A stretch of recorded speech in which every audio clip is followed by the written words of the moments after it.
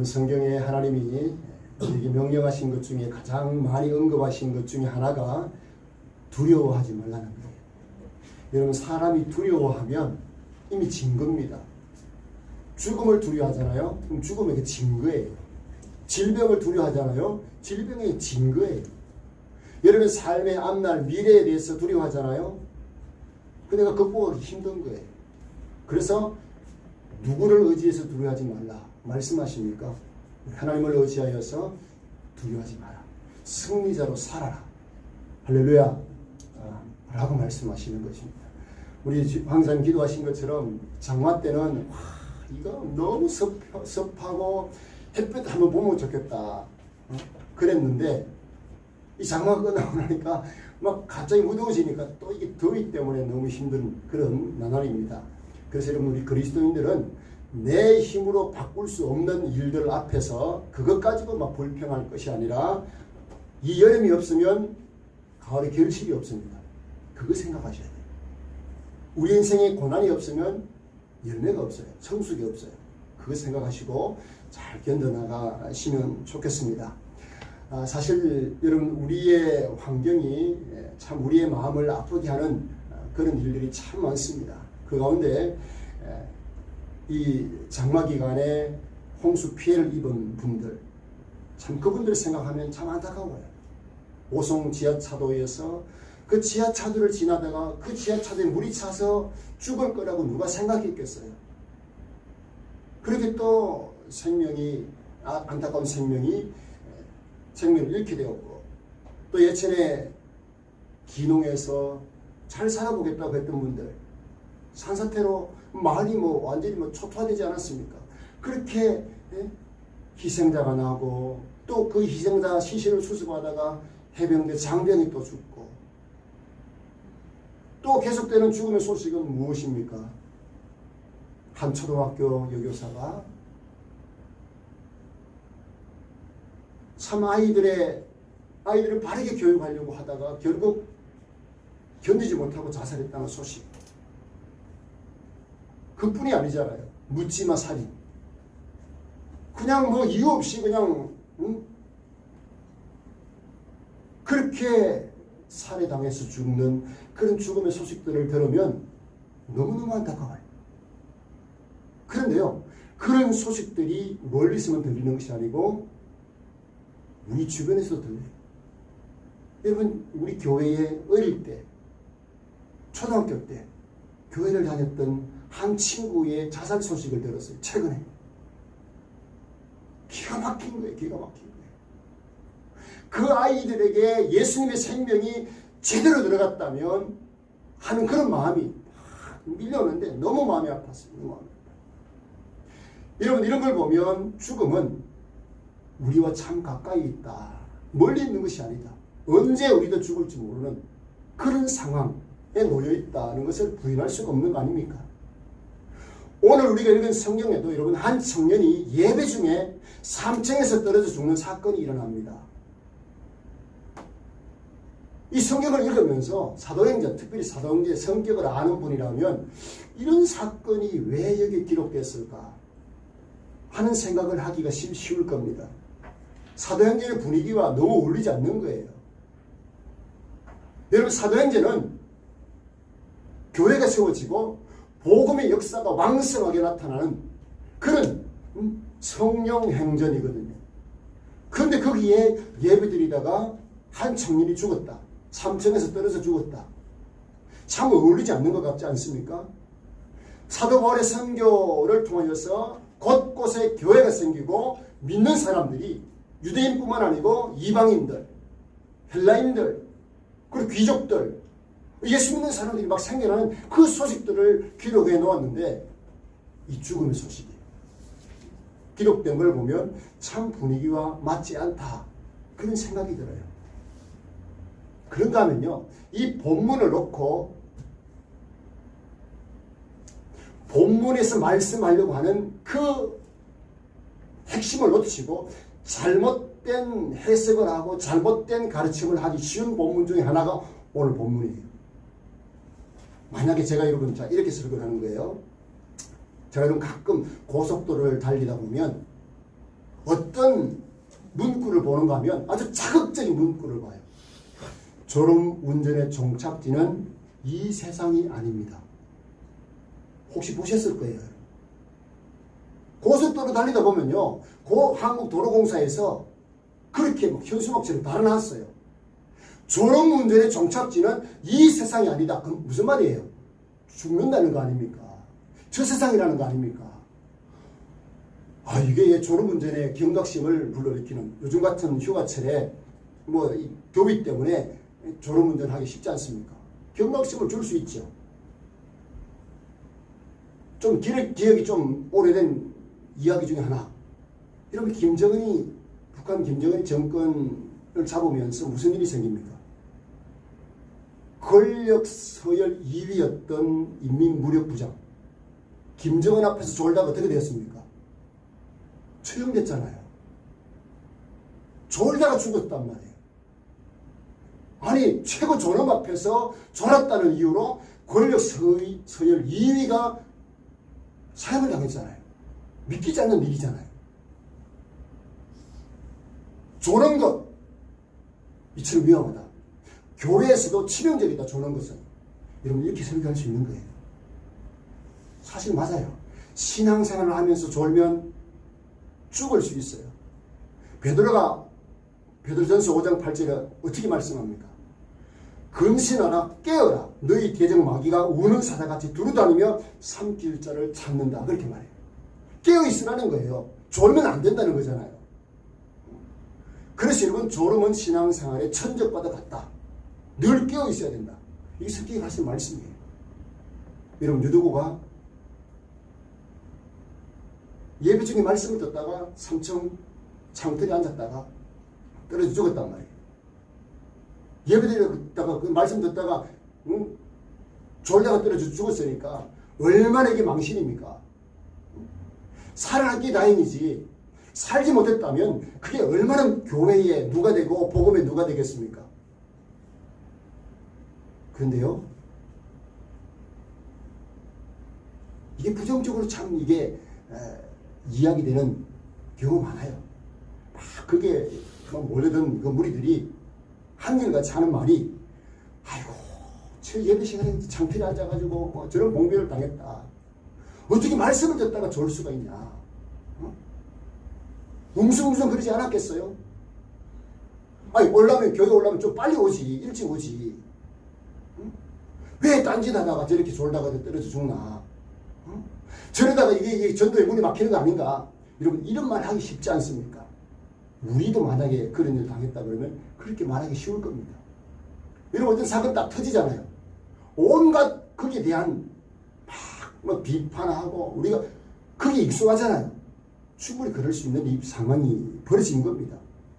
신앙생활의 잘못된 예로 오늘 본문을 사용하기가 쉽다는 거예요. 근데 여러분, 과연 성경이 말하는 것이 예배 시간에 졸지 말아라, 필요하죠. 그럼 오늘 본문이 하는 내용은 과연 그럴까요? 사건 자체를 이 죽었던 이 사실을, 졸다가 죽었던 이 사실에 집착하면 본문에서 진짜 말씀하는 것을 놓칠 수가 있습니다. 먼저 여러분 7절 한번 보실까요? 자, 7절에 보면 어떻게 시작이 됩니까? 그 주간의 첫날에 라는 말이 나요. 주간의 첫날이 언제입니까? 일요일입니다. 그리고 여러분, 개역 개정 성경 전에는 안식 후 첫날 이렇게 되어 있어요. 그러니까 뭐예요? 안식일 다음 날이니까 주일이 일요일인 거예요. 자, 여러분, 지금 이 사건이 일어난 곳은 어딘가 하면 드로아라고 하는 지역입니다. 지금 우리가 지난 시간에는 2차 선교 여행 때 있었던 일을 다루었어요. 2차 선교 여행이 마치고 바울이 또 3차 전도 여행 중에 일어난 사건이 오늘 본문이거든요. 이 드로아라는 지역, 여러분 생각이 나죠? 어떤 지역이었습니까? 2차 전도 여행 때 바울이 아시아 지역에서 복음을 전하려고 했을 때 어떻게 했어요? 예수의 성령이 막았잖아요. 그리고 드로아에 왔는데 드로아에서 하나님이 환상을 보여주셨어요. 무슨 환상이었습니까? 저기 그리스 북쪽에 있는 마케도냐 지역에 있는 사람이 우리를 와서 도우라고 막 손짓하는 그 환상을 보지 않습니까? 그곳이 드로아예요. 근데 바울이 2차 선교여행을 마치고 돌아가고 3차 선교여행 때 에베소, 드로아의 밑에 있는 에베소 지역에 와서 복음을 전합니다. 거기에서 3년 동안, 그것도 두란노 성원에서 3년 동안 그 에베소 교인들을 가르쳤어요. 그리고 에베소 교회가 생긴 겁니다. 그런데 이상한 일이 난 거예요. 드로아에는 바울이 복음을 전한 적이 없는데 교회가 생겨난 겁니다. 어떻게 이게 가능했겠습니까? 에베소에 있는 교인들의 영향을 받아서 그 옆 동네, 그 윗동네가 예수 믿게 된 거예요. 그리고 교회가 생겨난 겁니다. 그래서 그 드로아에 교회가 생겼다는 소식을 듣고 바울이 그곳에 올라가서 그들에게 의도 모르는 교인들에게 말씀을 전하기 시작한 겁니다. 그리고 왜 그렇게 말씀을 길게 전했느냐? 오늘 말씀을 전하고 나면 내일 떠날 예정이었어요. 자, 그 상황이었다는 것을 여러분 아셔야 돼요. 그리고 그날이 모인 날이 안식 후 첫날, 주의 날, 예수님이 부활하신 날을 기념하는 주님의 날이었다는 사실이에요. 자, 이게 여러분 왜 중요한가?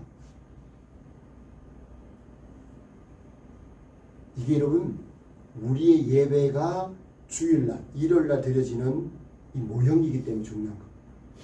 사도 바울이 이때부터 안식이 아니라 주일날, 그 전까지는 안식일날 모여서 회당에서 말씀을 가르치고 예배하고 그랬단 말이에요. 그런데 이제는 어떤 예배 형태가 나타나느냐? 안식 후 첫날, 주님의 날에 지금 우리가 드리는 예배 형태로 예배 드리기 시작했다는 겁니다. 왜 모였느냐? 떡을 떼려 하여 모였다. 그렇게 성경은 말씀을 하고 있습니다. 뭘 말하는 겁니까? 떡을 뗀다. 성만찬을 말하는 겁니다. 성만찬. 그러니까 여러분 그 당시에는 모일 때마다 떡을 뗐어요. 성만찬을 행했다는 거예요. 오늘날 교회들은 이 편의성 때문에 그렇죠. 그 성만찬을 매주일 하잖아요. 적어도 1년에 한 서너 차례. 그렇게 성만찬을 행하고 있지만 이 성만찬은 그만큼 중요한 겁니다. 예수님께서 어떻게 하셨어요? 내가 오는 그날까지 나의 이 성만찬을 기념해라. 기억하고 기념하라. 라고 말씀을 하시지 않았습니까? 그래서 그 당시 초대교회는 모이기만 모이면 모여서 떡을 뗐어요. 자, 떡을 뗀 거예요. 자, 근데 여러분 이 떡을 떼다 라고 하는 이 말을요, 헬라어, 그리스어 원어, 이 성경 원어로 보면 클라우입니다. 클라우. 이게 어떤 의미인가 하면 예수님이 십자가에서 고난당하셨을 때와 똑같이 사용된 말이에요. 어깨어 부서지다. 그런 뜻이에요. 여러분 예수님이 십자가에서 고난당하셨다, 죽으셨다라고 할 때 그 단어 어깨어 부서진 거다. 성만찬에서 떡을 뗀다는 것이 그런 의미예요. 십자가에서 여러분 예수 그리스도께서 저와 여러분들의 죄를 대속하기 위해서 어깨어 부서지신 거예요. 그게 예수님의 십자가예요.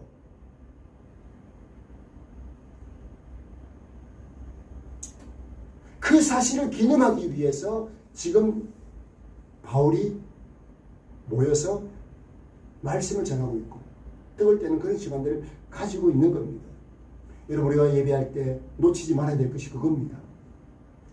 성만찬을 직접 해가지 못하지만 주일날 교회에 와서 예배 드릴 때마다 우리는 뭘 생각해야 됩니까? 예수님께서 나의 죄를 대속하기 위해서 십자가에서 어깨어 부서주셨구나. 그렇게 죽으셨다가 나를 위해 다시 살아나신 날이 오늘 주님의 날이구나. 이 예배하는 날이구나. 이것을 여러분 기억하셔야 된다는 거예요. 자, 한번 저를 보세요. 이거 기억하지 못하고 유두고가 떨어져 죽었다. 여러분 제가 그렇게 설교할 수도 있을 거예요. 여러분의 경각심을 주기 위해서. 그럼 본문이 그걸 말하는 건 아니에요. 왜? 유두고의 그 죽음을 놓고 이 바울이요 책망한 적이 없어요. 왜 그래 말씀 듣다가 졸았냐? 책망한 적이 없어요. 오히려 그 때문에 드로아 교회가 위를 받았다 그래요. 오히려. 자, 그래서 한번 보십시오. 이 드로아 교회가 여러분 그냥 자생에서 생겨났으니까 얼마나 귀하겠습니까? 얼마나 귀하겠어요. 저희 시골 교회가 그랬어요. 바로 앞 동네, 맞은편 동네에 교회가 먼저 들었었어요. 거기는 뭐 한 1900년 초에 생겨난 그런 교회였어요. 그래서 저희 마을에 있는 저희 아버님도 그 교회까지 다니다가 결국 제가 태어나던 때쯤인가 그 당시 교회를 세웠다 그랬어요. 여러분, 하나님 입장에서 볼 때 그렇게 교회가 생겨나는 거 얼마나 귀했겠습니까? 사도 바울이요, 자기가 가서 복음을 전하지 않은 곳이었는데 교회가 생겨난 거예요. 얼마나 귀했겠습니까? 그래서 그들에게 찾아가서 말씀을 전하는데요, 내일 떠나야 되는 거예요. 그러니까 그 성도들을 앞에 놓고 말씀을 전하는데 어떤 심정이었겠습니까? 마치 예수님이 십자가에서 자기의 우리를 살리기 위해서 대속의 피를 흘리시고 물과 피를 다 쏟아내신 것처럼, 사도 바울도 그랬던 것 같아요. 말씀을 다 쏟아내고 싶은 그런 심정이었던 것 같아요. 여러분, 사도 바울은요, 그 당시에 여러분 최고의 석학 아닙니까? 탁월한 인물이었어요. 그런데 자기 자신에 대해서 고린도후서 11장 6절에 보면 이렇게 표현합니다. 내가 비록 말에는 부족하나. 바울이요, 글에는 참 이 달필이었는데 말에는 좀 부족했다. 그렇게 자기 자신 스스로 평가를 합니다. 그랬던 바울이 여러분 이 밤중까지 하나님의 말씀을 전한 겁니다. 왜 그랬겠습니까? 자기가 떠나면 더 이상 자기가 전한 하나님의 말씀을 듣지 못할 거니까 안타까운 심정으로 그냥 젖먹이 아이에게 마지막 만약에 떨어진다면 마지막 젖을 쥐어짜서 아이에게 먹이려고 하는 그런 심정이었던 것 같아요. 밤중까지. 사도 바울의 앞으로의 사역은요, 이제 로마에까지 가야 되는 상황이었어요. 그래서 그 지역에 다시 들을 수 있을지 기약할 수 없었기 때문에 바울은 자기가 가진 것들을 다 쏟아내려고 했던 거예요. 밤중까지 강론이 하나님의 말씀 전하는 시간이 계속 되었던 겁니다. 자, 그런데 여러분, 그 당시의 분위기를 보면 8절에 한번 보십시오. 8절 보면 우리가 모인 윗다락에 뭐를 많이 켰어요? 등불을 많이 켰어요. 자, 그러니까 지금 밤인 거예요. 등불을 많이 켰다. 그 말은 그 장소가 넓겠습니까? 좁겠습니까? 넓다. 그렇죠. 등불을 많이 켤 만큼 넓은 장소였어요. 여러분, 이것만 하나 생각해도 참 놀라운 것은 드로아 지역에 예수 믿은 사람이 자기의 다락방을 예배 모임 장소로 내놓을 만한 그런 성도가 생겨났다는 거예요. 대단하지 않습니까? 그러니까 이 다락방에 많이 모여서 그 길을 밝히기 위해서 이 등을 많이 켠 거예요.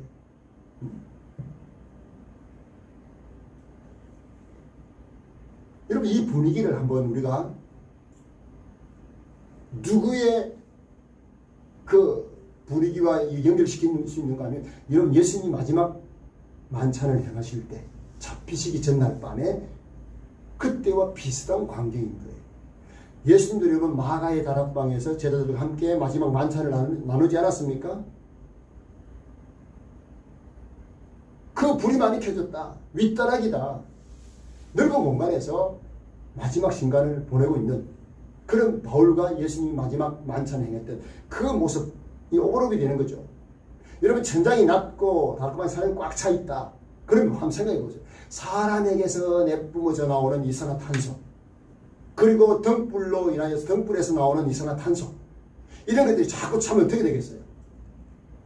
사람이요, 졸릴 수 있는 거 아니겠습니까? 물론 창을 열어두었지만 창틀에 그 유두고가 걸터 앉은 거 아닙니까? 유두고란 청년, 그래서 지금 창틀에 걸터 앉은 상황인데, 자, 이 유두고라는 이름을 가지고 우리가 몇 가지 추측할 수 있는 것이 있는데, 그게 뭔가 하면 유두고의 이 헬라어 이름이 뭔가 하면 유티코스입니다. 유티코스. 이 이름은요, 당시 천한 사람들이 많이 사용했던 이름이었어요.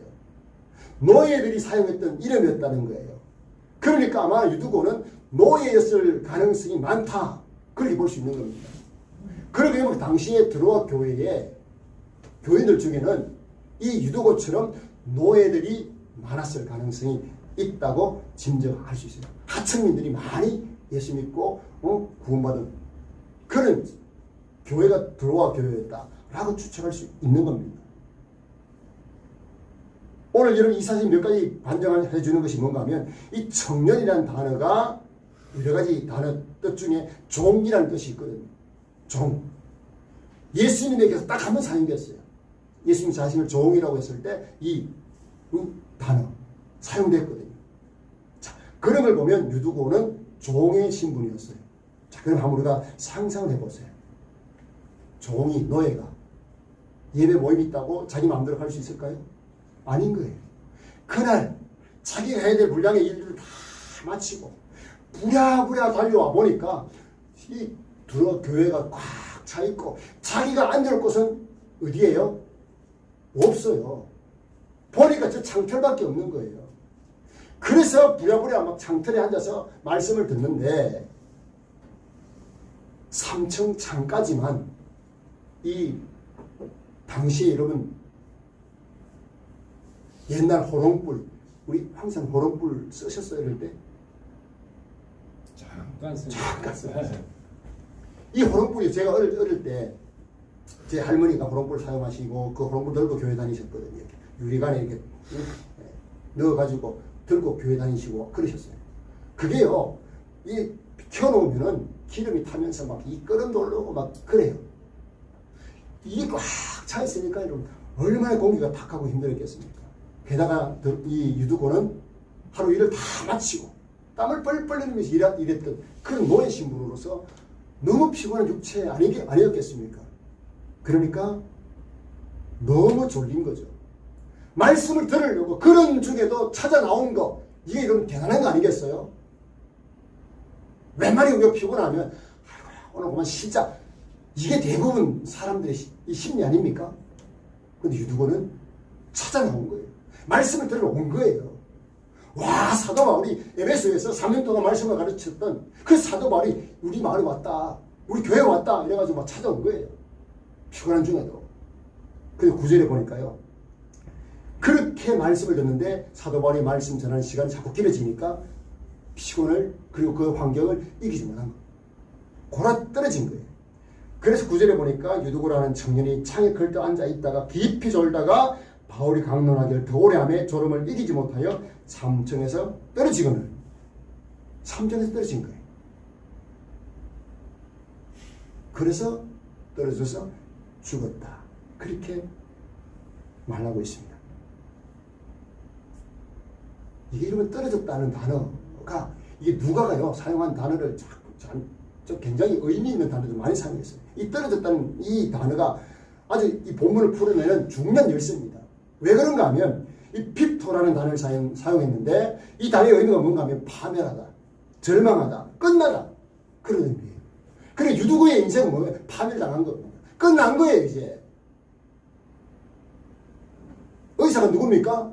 누가가 누굽니까? 의사 아닙니까? 의사가 진단했는데 어떻게 해요?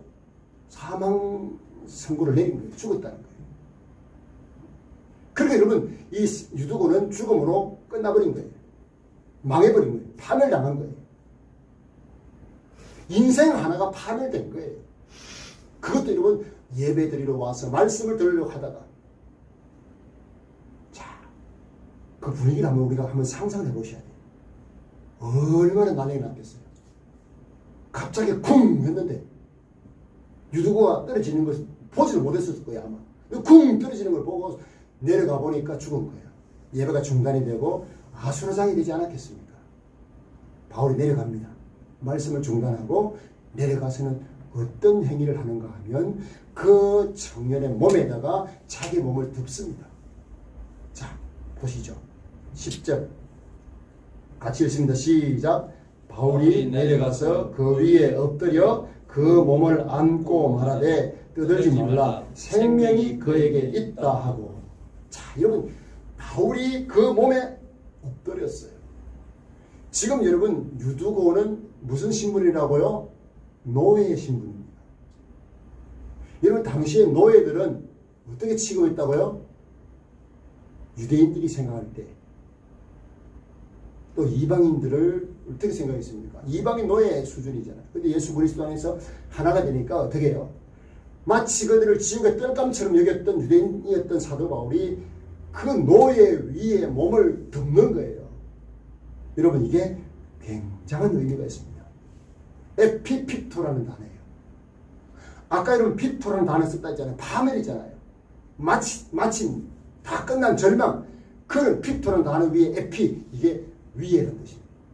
그러니까 그 위에 위에 자기가 절망을 덮어버린 거예요. 바울이 그 청년의 몸을 덮은 거예요. 사망의 기운을 생명의 기운으로 몰아내는 그 작업, 마치 예수 그리스도께서 우리를 위하여서 예수님의 보혈로 우리를 덮으신 것처럼 바울이 그 유두고의 몸을 덮은 겁니다. 여러분, 우리의 죄와 허물이 어떻게 해결됩니까?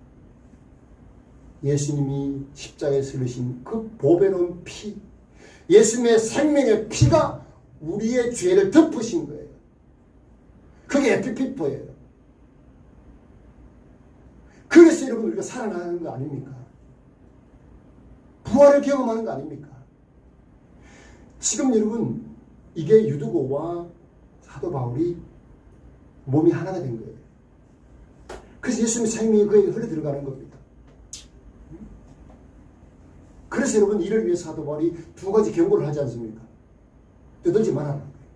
떠들지 말라.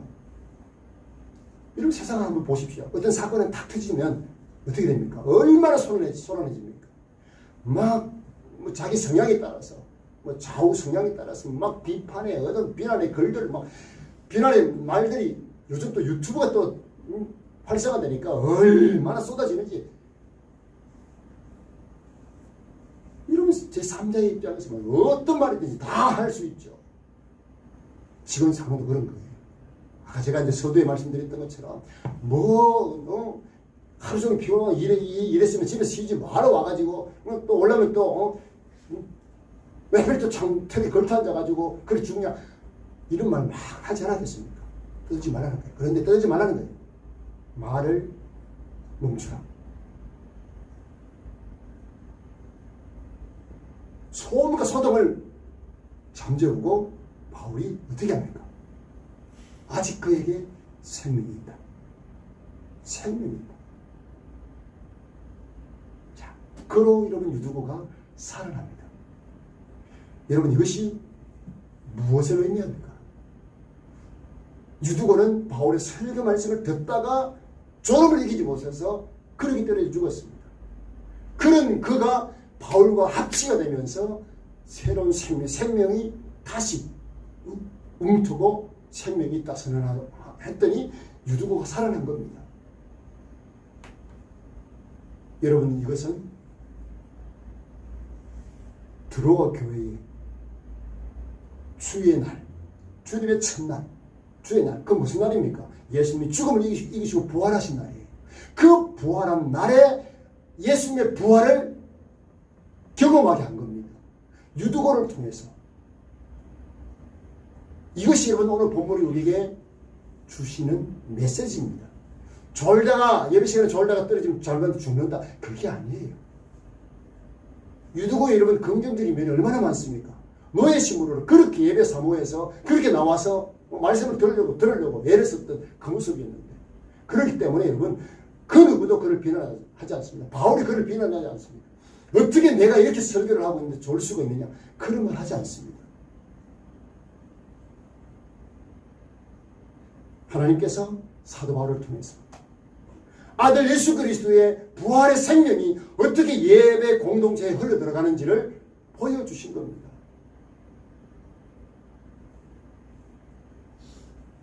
여러분, 예배는요, 예수님의 부활의 생명을 경험하는 것입니다. 오늘 이 자리에 예수님을 향한 온전한 믿음이 없는 자는 그 경험이 없기 때문에 예배가 졸립고 힘들 수 있을 겁니다. 아마 어쩌면 오늘날 교회 안에 유두고처럼 졸 수밖에 없는 환경을 가지고 살아가는 성도들도 많을 겁니다. 그러나 그들을 질책하지 않습니다. 오히려 예수님의 부활의 생명을 경험하도록 하시는 것을 여러분 볼 수가 있습니다. 삶의 고단함을 이기지 못하고 창틀에 앉아서 그냥 예배를 사모하는 마음으로 와서 그의 말씀을 듣다가 피곤을 이기지 못하고 파멸될 수밖에 없던 유두고였지만 생명의 떡으로 오신 예수 그리스도가 그 몸에 그 위에 덮여지니까 다시 살아나는 거 아니겠습니까? 저는 이 본문을 이렇게 묵상을 하면서 떠오른 찬양이 있습니다. 여호와의 유월절이라는 찬양이에요. 가사가 이런 겁니다. 지극히 높은 주님의 낮이 성소로 들어갑니다. 세상의 신을 벗고서 주보자 앞에 엎드리리. 내 주를 향한 사랑과 그 신뢰가 사그러질 때 하늘로부터 이곳에 장막이 덮이네. 이곳을 덮으소서, 이곳을 비추소서. 내 안에 무너졌던 모든 소망 다 회복되리니. 여러분, 주님의 그 피의 은혜가 덮이면 회복이 된다는 거예요. 이곳을 덮으소서, 이곳을 비추소서. 내 안에 무너졌던 모든 소망 다 회복되리니. 이곳을 지나소서, 이곳을 만지소서. 내 안에 죽어가는 모든 예배 다 살아나리라. 여러분, 예배에는 생명의 증거가 있습니다. 예수님이 부활하신 그 증거를 우리가 바라보셔야 된다는 사실이에요. 여러분, 유두고는 노예들이 사용한 이름이었지만 그의 이름의 뜻은 행복자라는 이름의 뜻도 있습니다. 행복자. 하늘이 열리는 행복을 맛보는 그런 유두고. 여러분, 유두고가 어땠겠습니까? 그 죽었다가 살아난 그 유두고가 본인이 어땠겠습니까? 얼마나 그 이후에 그의 신앙이 견고해졌겠습니까? 예수님의 부활의 능력을 경험한 사람들, 그런 경험을, 그런 믿음을 가진 성도들은 얼마나 당당한지 모릅니다. 죽음 앞에서도 당당하지 않습니까? 여러분, 죽음이 안타까운 이유가 뭡니까? 우리가 한번 상상을 해보는 거예요. 내가 오송 지하차도에서 그 차에서 막 살려고 발버둥 치다가 숨을 대서 숨을 못 쉬어서 수장된 거 아닙니까? 그거 생각하니까 막 내가 그 감정이입을 내가 그 사람 입장을 한번 되어보는 거예요. 그 고통이 밀려오니까 막 죽으면 안타깝죠. 쳐다 말고요. 산사태에 나가지고 그냥 막 쓸어가니까 쳐다 말고 그냥 흙더미에 압사당한 거 아닙니까? 뭐 끽소리 못하고 죽은 거 아닙니까? 그거 상상을 해보니까 이게 막 마음이 아픈 거예요. 그리고 하필 또 죽어도요. 해병대 그 장병 10년 만에 인공수정해가지고 얻은 아들이래요. 그리고요. 그 부모가 마지막 장례식에서 이 글을 낭송을 하는데 뭐 가슴이 찡한 거예요. 해병대에 대해서 한마디도 비난하지 않아요. 다시는 이런 일이 일어나지 않아서 내 아들 같은 일이 일어나지 않도록 해서 해병대가 더 무궁무진한 발전하면 좋겠다. 야, 그 부모 대단한 부모라는 생각이 들어요. 여러분, 죽음 앞에서 안타깝고 가슴 치는 이유가 무엇입니까? 그 죽음이 끝이라고 생각합니다. 그 죽음 뒤에 소망이 없는 거예요. 그러나 여러분, 우리는 어떤 자들입니까? 예수님 안에서 생명을 얻은 자예요. 영원한 생명, 천국 생명, 예수 생명 얻은 자 아닙니까? 그래서 여러분, 우리는 사망이 우리를 향해서 언제나 달려와도 두렵지 않는 이유가 무엇입니까? 예수 생명을 가진 자들이기 때문 아닙니까? 오늘 여러분, 유두고 사건을 통해서 파멸된 인생인 유두고가 예수님의 생명을 맛보는 그런 모습을 여러분 우리가 볼 수가 있습니다. 예배를 통해서 여러분 우리는 이런 예수님의 부활의 생명을 늘 이렇게 누릴 수 있어야 됩니다. 예수님 부활의 기쁨이 없이 어떻게 신앙생활을 합니까? 그렇지 않습니까? 오늘 유두고를 보면서 여러분 스스로 깨달으면 좋겠어요. 아, 예배 시간에 조는 거, 이것도 사실 중요 메시지는 아니지만 참 문제가 될 수 있구나. 그러나 중요한 것은 무엇입니까? 그 예배에 대한 열정, 사모함, 그게 있었다는 거예요. 그 피곤한 중에도 주님 앞에 나와서 말씀을 들으려고 했던 그 유두고였어요. 그런 자에게 부활의 생명의 역사가 일어나는 것을 우리가 볼 수 있는 것 아니겠습니까? 사도 바울은 두로를 떠나려고 이제 그렇게 그 사건 이후에 올라와서 뭐 했는가 하면 성만찬을 나누었습니다. 예수님 떡을 나누었습니다. 한번 생각해 보십시오. 그 떡을 나누면서 예수님의 부활과 예수님의 죽으심과 부활을 설명하는 그런 과정을 한번 생각해 보십시오. 들어와 성도들이 얼마나 은혜를 받았겠습니까? 그래서 여러분 11절을 보면 올라가 떡을 떼어 먹고 오랫동안 날이 새기까지 이야기하고 떠났다고 말씀하고 있어요. 얼마나 감격스러웠으면 밤을 새웁니까? 밤 새우는 것도요, 우리 가니 같은 어린 나이는요, 밤 새워도요, 하룻밤 새워도요, 그 다음날 별로 안 피곤해요. 근데 나이가 들면 어떻습니까? 밤 새우기가 쉽지 않아요. 그렇잖아요. 근데 지금 어때요? 부활의 기쁜 소식이 막 있으니까, 감격하니까 밤을 새우고 밤새도록 얘기하고 바로 때는 거예요. 부활의 생명이 있는 곳에 이런 기쁨이 있다는 사실이죠. 그래서 여러분 오늘 본문을 12절 보면 사람들이 살아난 청년을 데리고 가서 적지 않게 위로를 받았더라. 적지 않게 엄청난 은혜를 받았다는 거예요. 위로를 받았다는 겁니다. 여러분 예수님의 부활의 그 소망 때문에 위로받고 힘없고 이 무더위까지 이길 수 있는 그런 저와 여러분 될 수 있기를 주님의 이름으로 축복합니다. 자, 우리 찬양 드리십시다. 493장